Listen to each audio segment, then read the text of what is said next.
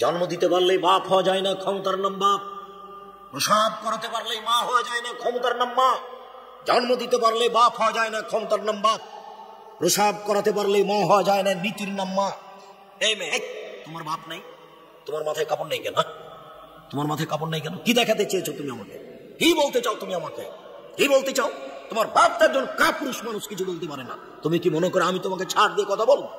তুমি এটা হিসাব কি পেয়েছো? তুমি একজন মুসলমানের মেয়ে, তোমার বাপ মুসলমান, তোমার মা মুসলমান, তোমার বংশ মুসলমান। তুমি মাথায় কাপড় না দিয়ে চলো কি করে? তোমার যেদিন ক্লাস 8-এ উঠেছিলে তুমি, সেদিন তোমার হাইজ হয়েছিল, তোমার বিবাহ হলে আজকে তোমার 2টা বাচ্চা হতো, তুমি এখন ক্লাস 10-এ পড়ো, তোমার মাথায় কাপড় নেই কেন? হ্যাঁ, তুমি আমাকে কি দেখাতে চেয়েছো?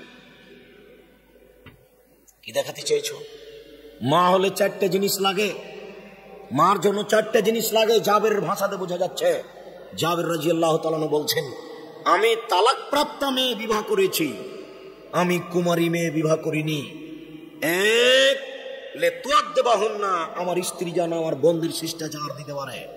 এই ছেলে, তোমার মা এখন বসে আছে ছোট ব্লাউজ পরে। আব্দুর রাজ্জাক সাহেব, আমার মাকে দিয়ে আমাকে বলেন কেন? তোমাকে আর তোমার মাকে লজ্জা দেওয়ার জন্য, বেশি কষ্ট পাও যেন, এই জন্য। জাবের বলছেন আল্লাহ নবীকে যে আমি আমার বোনদের বয়সের মেয়েকে আমি বিবাহ করিনি, বেশি বয়সের তালাক প্রাপ্ত মেয়ে বিবাহ করেছি 4টা কারণে। এক, আমার বউ যেন আমার বোনদেরকে শিষ্টাচার দিতে পারে। বলো তোমার মা তোমাদেরকে কি শিষ্টাচার দিয়েছে? বলো কি শিষ্টাচার দিয়েছে?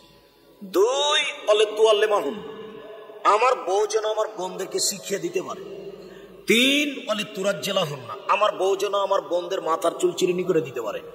4, অলা তাকুমা আলাইহিন না, আমার বউ যেন আমার বোনদের উপরে সবসময় প্রস্তুত থাকতে পারে, পাহারাদার।